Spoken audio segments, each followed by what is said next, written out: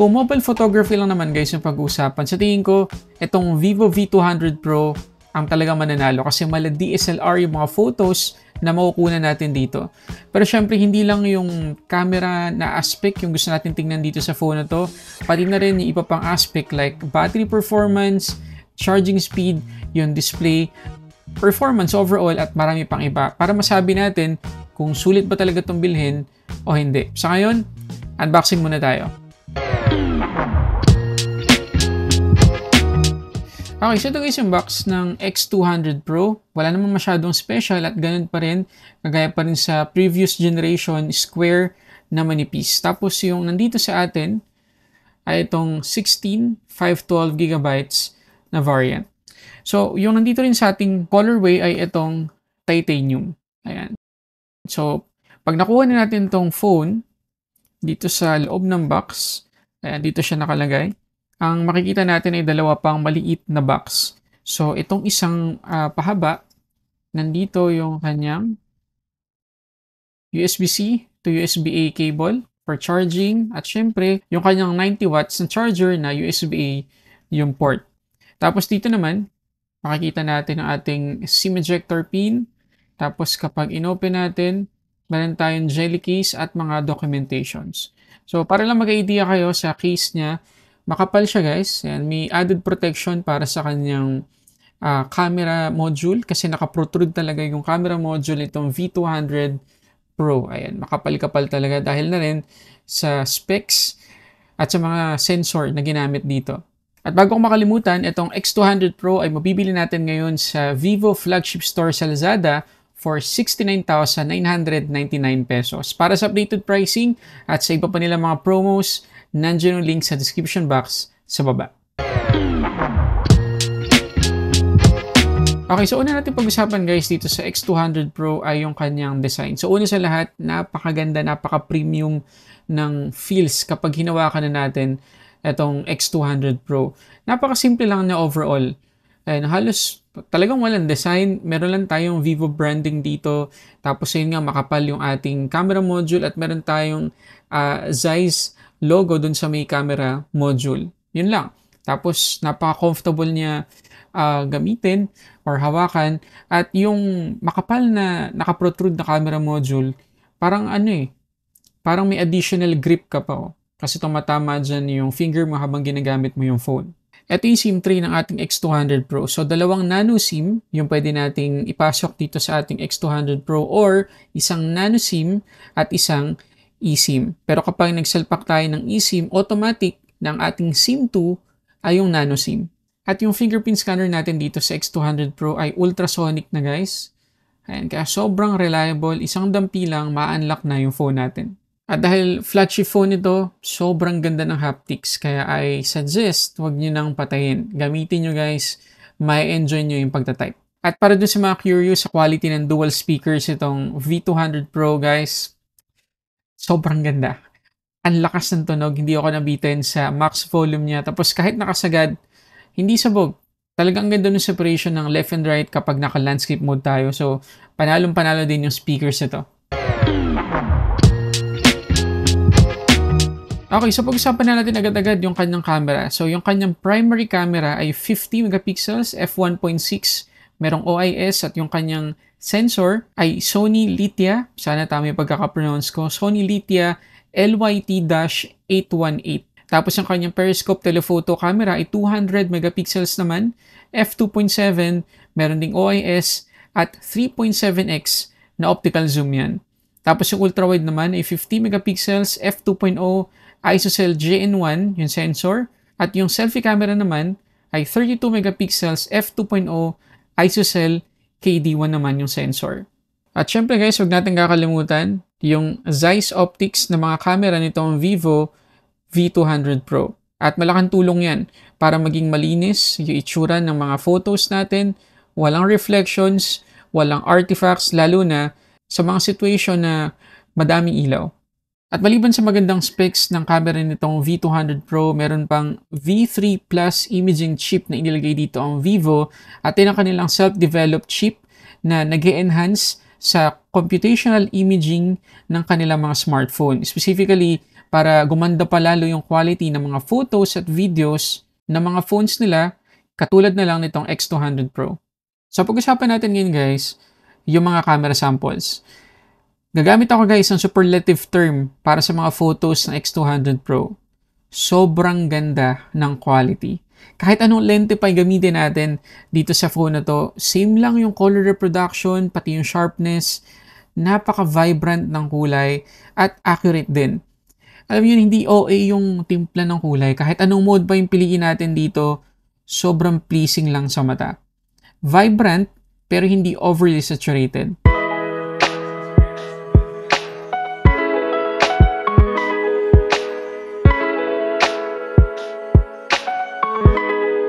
Grabe din guys yung mga macro shots dito. Maaaliw kang kumuha ng mga subjects sa malapitan na kung tutusin, yan yung hindi na natin masyado na-enjoy sa ibang mga phones na meron ding macro mode. Bilib na bilib din ako guys sa quality ng mga low light photos. Well, hindi naman ako nagulat dahil sa experience ko, palaging nag-excel ang Vivo sa mga night photos tapos meron pantulong ng Zeiss Optics kaya napakalinis ng quality.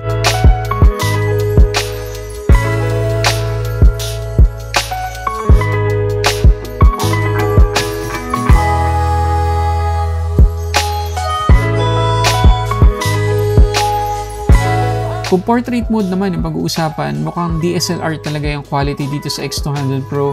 Malupit guys yung edge detection, sobrang natural ng dating at hindi mukhang processed ng AI.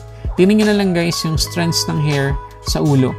Sa ibang mga phone, mabuburan na yan o napaka-soft na ng quality. Pero dito, well-preserved talaga.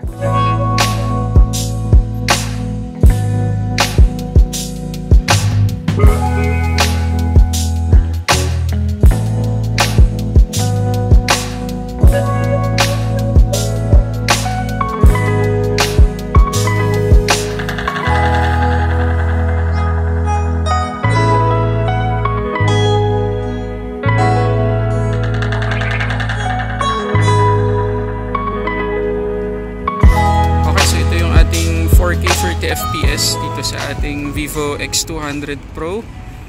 So ang pinakasagad na pwede nating ma-record dito ay 8K video, pero syempre dito lang muna tayo sa 4K kasi mas realistic yan dahil karamihan naman ng mga monitor tsaka mga TV sa ngayon 4K resolution lang. So dito muna tayo sa 4K.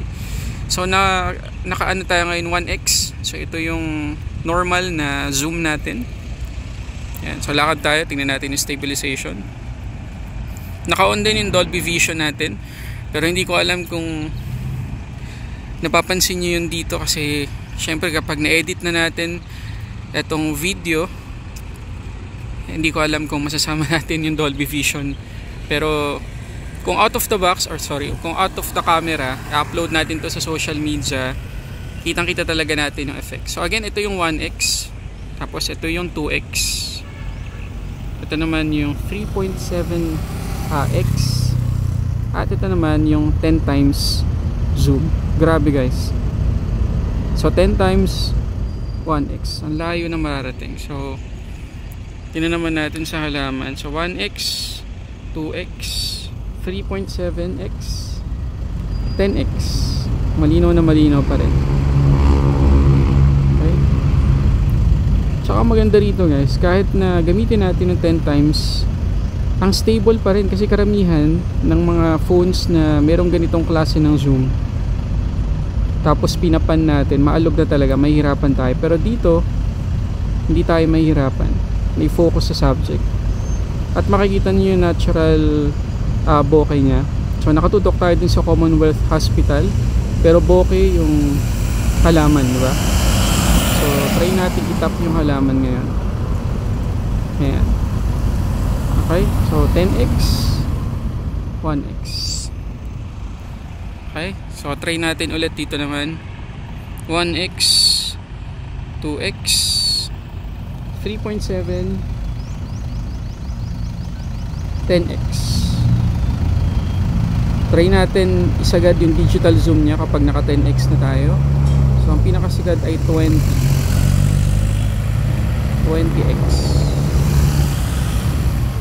Okay, anong masasabi nyo? Comment kayo dyan sa baba. Okay, so ito yung 4K video recording dito sa selfie camera ng ating X200 Pro. Wala akong masabi guys sa quality, pwedeng pang vlog, stable din. At meron ding Dolby Vision dito sa kanyang selfie video recording.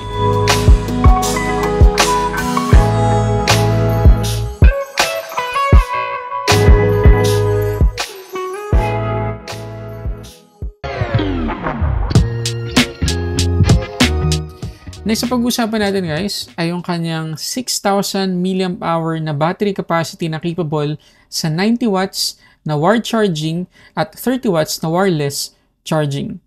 Tingnan nyo naman guys, ang nakuha nating SOT dito ay 19 hours and 17 minutes. Ang tindi, almost 20 hours. So talagang maasahan natin guys yung battery or endurance itong X200 Pro. Talagang optimize na optimize yung phone. At kahit flagship yung specs nito, maganda talaga yung battery performance. Pagdating naman sa charging speed, 17 to 100%, 48 minutes ko lang na-charge yung phone na to. Okay, next sa pag-uusapan natin ay yung kanyang display. So meron tayo ditong 6.78-inch LTPO AMOLED, 120Hz at 1260p yung max resolution.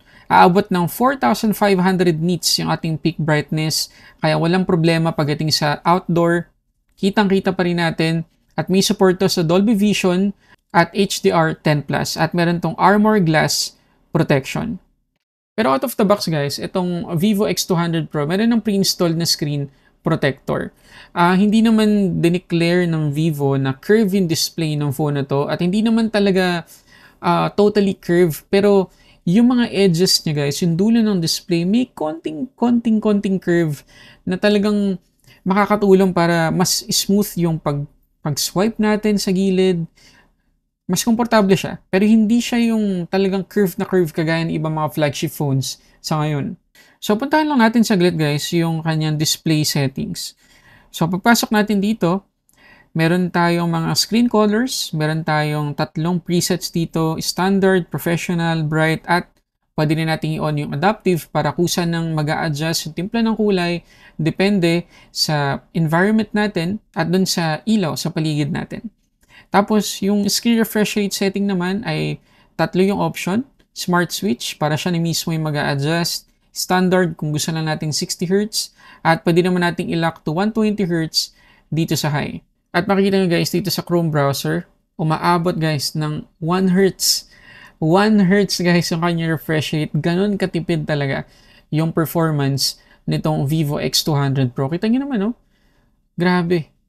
So talagang kapag hindi natin ginagalaw yung display, almost sagad na sagad yung kanya refresh rate. Ngayon, balik tayo dito sa display settings. So meron din tayong option para baguhin yung kanyang screen resolution. So 1260p yung pinakasagad, para talagang sobrang sharp ng mga text at ng image na nakadisplay dito sa X200 Pro. Pero sa buong testing ko, sapat na sa akin tong 1080p resolution. Kaya yung nakita ninyong almost 20 hours na screen on time, smart switch yung ating refresh rate, tapos naka 1080p lang yung ating resolution. Pero if ever na gusto natin gamitin ng 1260p, rest assured guys, na maganda pa rin ng SOT. Siguro mga tansya ko 17 to 16 hours of screen on time kapag ito yung pinili natin. Ngayon pagdating naman guys sa performance, Android 15 na tayo out of the box on top of FunTouch OS 15. At ang promise sa atin ng Vivo dito sa X200 Pro ay up to 4 major Android upgrades. Isipin nyo guys, 4 na major Android updates. So hanggang Android 19 yung magiging operating system natin dito.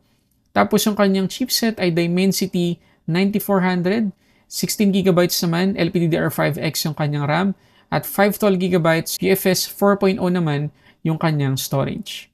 Ngayon pagdating naman guys sa extended RAM or virtual RAM, ang option lang na pwede natin gawin dito ay i-enable or i-disable.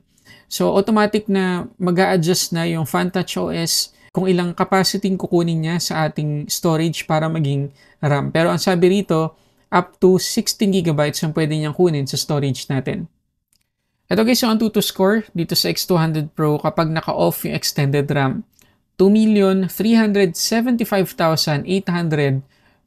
So talagang sobrang taas ng score na nakuha natin dito. Flagship na flagship talaga.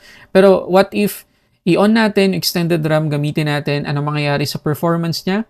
Eto guys, tumaas pa. Naging 2,545,048. So, kung talagang kailangan niyo guys ng mas malaki pa sa 16GB sa physical RAM, hindi ko alam kung bakit, pero if ever man na gusto yung gamitin ng extended RAM, pwedeng-pwede.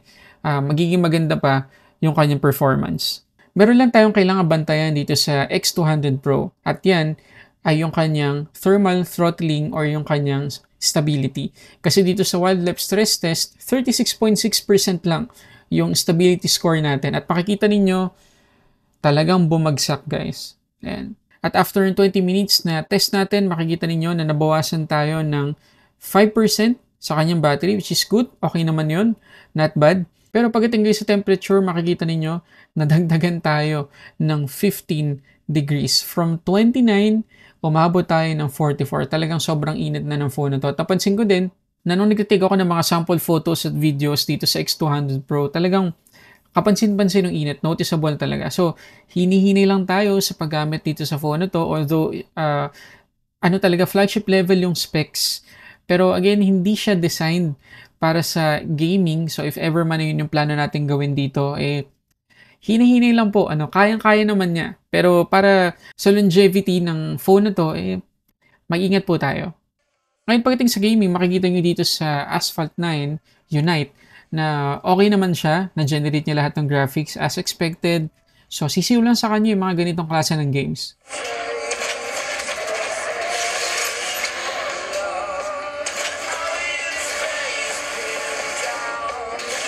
Pagdating naman dito sa CarX Street, nakasagad lahat ng ating graphic settings, walang hiccups guys, kayang-kaya niya, walang stutter, walang frame drops, sobrang smooth ng gameplay. Mag-e-enjoy talaga tayo sa mabibigat na games dito sa X200 Pro. Pero kagaya ng sinabi ko kanina, hini-hini lang tayo kasi umiinit talaga siya.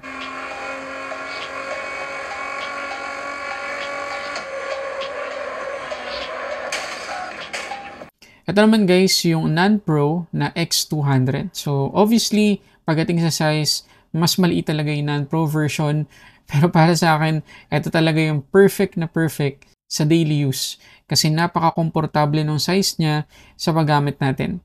Unahin na natin guys yung battery performance itong X200 non-Pro. Nakuha ko naman ditong SOT ay 21 hours and 5 minutes. Ang tindi. 1080p yung ating resolution dito. Tapos naka-smart switch pa rin yung ating screen refresh rate. At sa camera naman itong X200, meron tayong 50 megapixels f1.6 na main shooter na merong OIS, 50 megapixels na periscope telephoto camera na 3 times yung kanyang optical zoom. Meron ding OIS yan. Tapos yung panghuli, ultra-wide na 50 megapixels f2.0. At syempre, naka-car size optics pa rin tayo at yung kanyang selfie camera naman ay 32 megapixels. At yung mga sample photos at videos, kuha dito sa X200 non-Pro.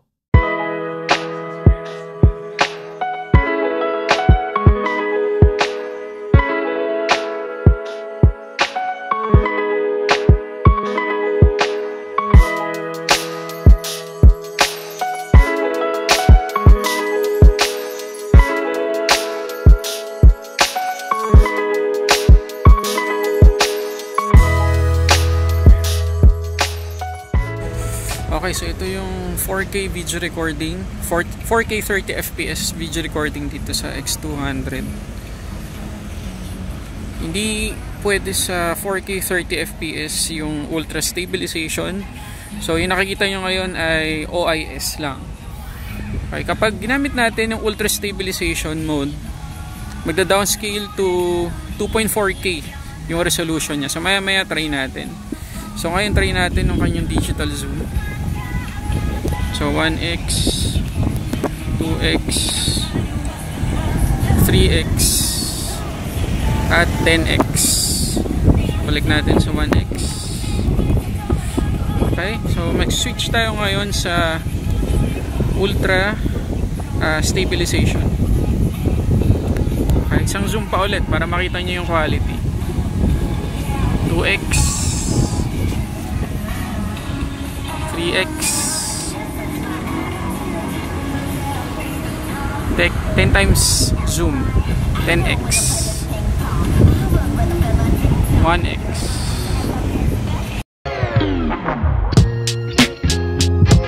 Okay, so yun na lahat guys sa mga gusto kong i-share tungkol dito sa X200 Pro. Sana kahit paano may nakuha pa rin kayong bago tungkol sa phone na to.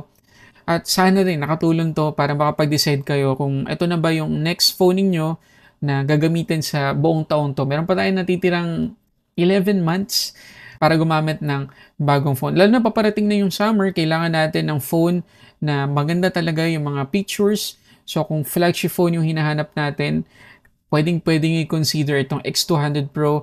Hindi kayo magsisisi kasi halos sa lahat ng aspect, napakaganda nito. Number 1, ang ganda ng kanyang camera performance, ang ganda ng battery performance ng phone na to. Tapos yung display, top notch din. Yung kanyang overall performance, napakabilis din. So, wala akong cons na masasabi dito. Maliban na lang dun sa nakasanayan natin talaga na downside ng mga Vivo phone in general. Meron pa rin mga bloatwares, meron pa rin mga pre-installed apps, pero wala ganun talaga eh. Pero, other than that guys, okay na okay itong X200 Pro. So, again, nandiyan yung link sa description box sa baba. At if ever na meron kayong tanong tungkol dito sa phone na to, lagay nyo lang dyan sa baba at baka yung iba pang gumagamit ng phone na to, masagot yung inquiry ninyo. At ako din, susubukan kong sagutin. So yun muna guys, maraming salamat sa panonood para sa samot-saring unboxing your reviews. This is Sulit Tech Reviews.